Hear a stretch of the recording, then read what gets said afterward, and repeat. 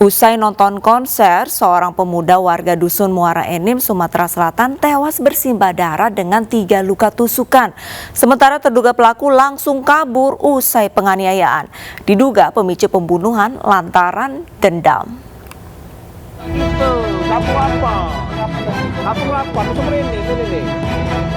Iqbal Firdaus, warga Dusun Muara Enim, Sumatera Selatan, tewas mengenaskan di Taman Adipura dengan 3 luka tusukan di bagian dada, kepala, dan pinggang. Iqbal dianiaya orang tak dikenal usai menonton konser di lapangan GOR Pancasila. Iqbal dianiaya bersama temannya Dani yang juga mengalami luka-luka dan mendapat perawatan intensif di Rumah Sakit Umum Daerah Rabain.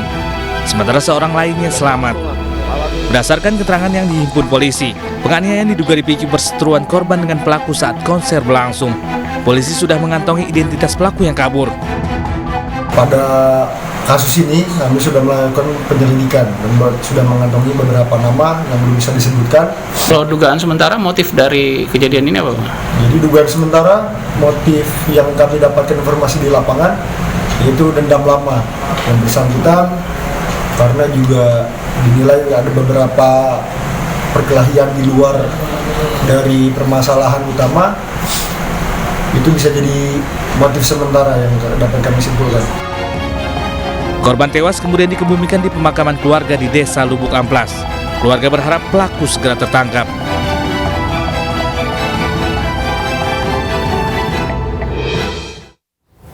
Baru saja bergabung dengan salah satu perguruan silat, seorang remaja di Kabupaten Sidoarjo, Jawa Timur yang masih duduk di bangku SMK meninggal dunia akibat mengalami pendarahan.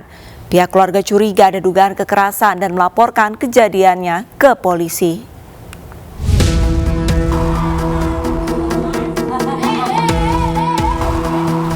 Duka masih menyelimuti keluarga Alif Rizky Almasih di Desa Jenggolo, Kecamatan Buduran, Sidoarjo, Jawa Timur.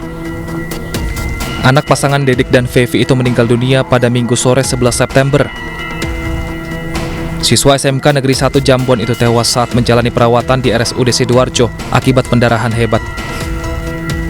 Keluarga menduga Alif menjadi korban tindak kekerasan yang dilakukan seniornya di perguruan silat. Menurut ayah korban, dirinya berhasil mendapatkan keterangan dari seorang saksi yang melihat penganiayaan yang dilakukan sejumlah orang. Atas dasar itulah, Dedik melapor kematian anaknya ke Polresta Sidoarjo.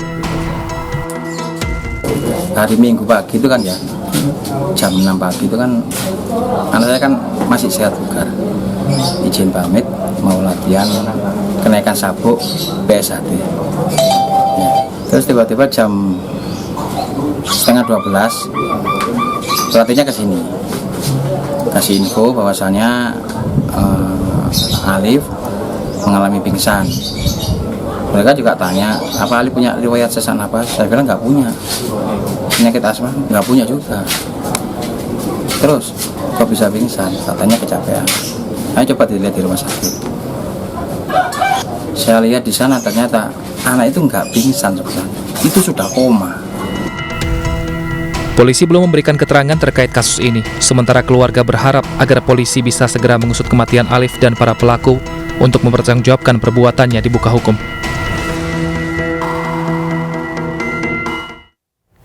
Modus berlatih bela diri, 6 remaja di Sidoarjo, Jawa Timur menganiaya teman sebaya mereka.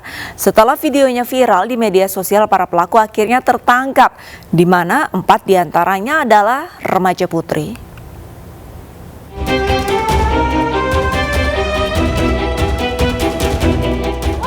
Inilah video kekerasan sekelompok remaja terhadap remaja lainnya yang viral di media sosial dan menggegerkan warga Sidoarjo, Jawa Timur. Pelaku yang masih di bawah umur memukul dan menendang tanpa ada perlawanan dari korban yang hanya diam dan ketakutan.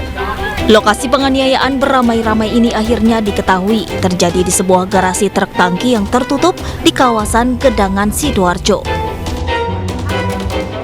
Setelah mendapat laporan, polisi akhirnya menangkap 4 remaja putri dan 2 remaja putra yang terbukti menganiaya dan langsung ditetapkan menjadi tersangka.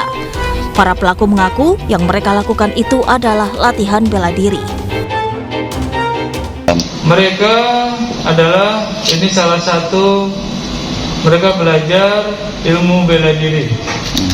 mereka belajar ilmu bela diri, tetapi apa yang diinikan ini melebihi batas ataupun tingkat kewajaran, dan ini pelaku-pelakunya adalah oknum.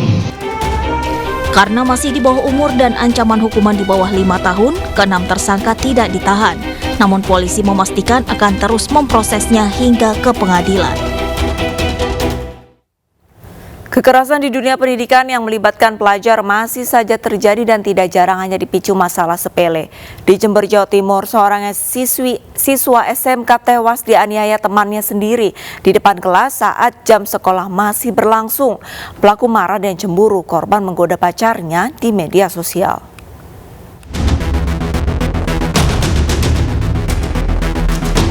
Usai memeriksa sejumlah saksi, Polres Jember menetapkan MMR, siswa kelas 1 SMKN 2 Jember sebagai tersangka atas tewasnya RAP, teman sekolahnya, yang dianiaya hingga meregang nyawa saat dirawat di Rumah Sakit Dr. Subandi Jember. Pelaku mengaku cemburu lantaran korban menggoda dan mengajak pacarnya kencan saat berbincang di media sosial. Korban kemudian dianiaya di depan kelas hingga tidak sadarkan diri. Saat dievakuasi ke rumah sakit, korban menghembuskan nafas terakhirnya.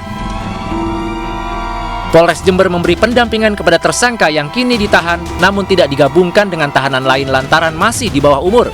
Dari kasus ini, polisi menyita barang bukti diantaranya ponsel korban yang berisi percakapan dengan pacar tersangka, serta pakaian tersangka dan korban. Saat jam pergantian kelas, pelaku kemudian mengajak korban untuk keluar dari kelas. Pada saat di halaman sekolah, korban sempat menjelaskan peristiwa salah paham tersebut kepada pelaku dan sempat meminta maaf. Namun, karena pelaku saat itu kondisi emosinya cukup labil, sedang dalam kondisi emosi yang cukup tinggi, yang bersangkutan tidak menerima permintaan maaf dari korban. Tersangka dijerat Undang-Undang Perlindungan Anak tentang penganiayaan dengan ancaman hukuman 10 tahun penjara. Sebelumnya seorang siswa kelas 10 SMKN 2 Jember tewas usai dianiaya teman sekolahnya saat jam pelajaran berlangsung.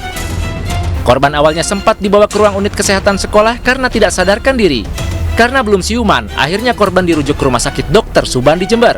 Namun nyawa korban tidak tertolong. Jenazah korban kemudian dibawa ke rumah duka di Jalan Bengawan, Solo, Jember dan langsung dimakamkan di tempat pemakaman umum yang tidak jauh dari rumah duka. Cekcok dengan teman seorang santri di Pondok Pesantren Kabupaten Tangerang, Banten tewas dengan luka di leher dan kepala. Polisi menangkap dan menetapkan pelakunya sebagai tersangka.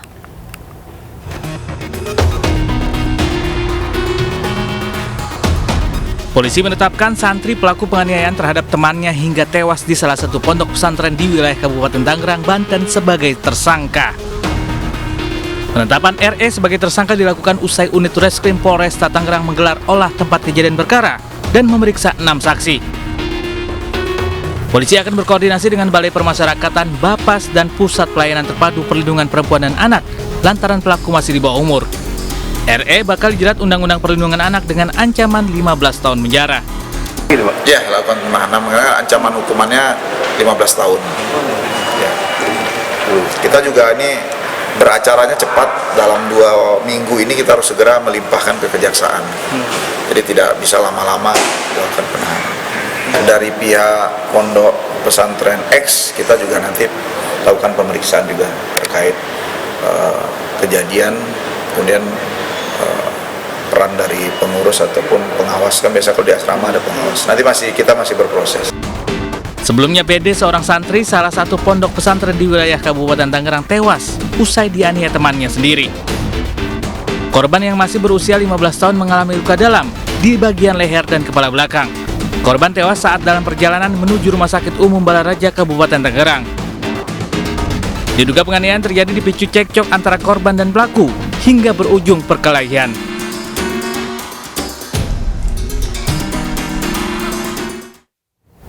Teman bunuh teman juga terjadi di Kabupaten Bekasi, Jawa Barat. Korban dibunuh lantaran dinilai banyak tingkah oleh pelaku. Korban ditenggelamkan dalam kondisi hidup setelah terlibat perseteruan dengan pelaku.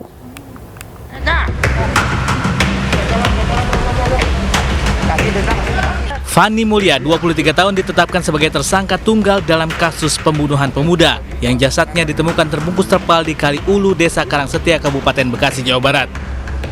Dari hasil pemeriksaan intensif serta visum diketahui korban bernama M. Kiki ditenggelamkan pelaku dalam kondisi hidup. Peristiwa terjadi di gudang milik pelaku di wilayah Kampung Kepuh, Cikarang. Saat itu korban bersama temannya mendatangi pelaku untuk menggadaikan mobil pick-up-nya. Perseteruan terjadi saat korban ditegur pelaku karena ketahuan memasukkan obat ke dalam botol air. Pelaku yang tersulut emosinya kemudian membanting korban hingga tidak sadarkan diri. Menyangka korban sudah tidak bernyawa, pelaku membungkus tubuh korban dengan terpal dan membawanya dengan menggunakan mobil korban ke Kali Ulu.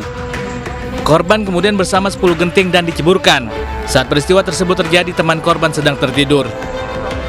Tersangka dijerat pasal 338 KUHP dengan ancaman 15 tahun penjara. Terjadi perselisihan antara PM dan K, sehingga PM itu tadi secara spontan dia melakukan kekerasan, membanting korban, kemudian setelah dicek menurut tersangka nantinya sudah tidak berlanjut. Tetapi dari hasil laboratorium atau hasil visumnya itu bahwa jenazah meninggal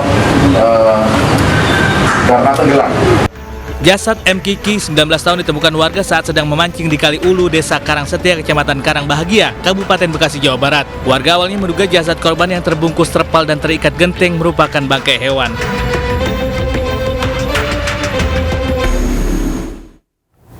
Pemirsa, banyak kasus penganiayaan yang berujung pembunuhan akibat dari masalah sepele.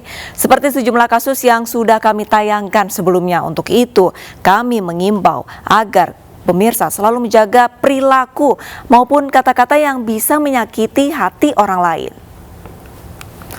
Sejoli yang membuang bayinya di depan panti asuhan di Jember ditangkap polisi. Realitas segera kembali dengan informasi selengkapnya.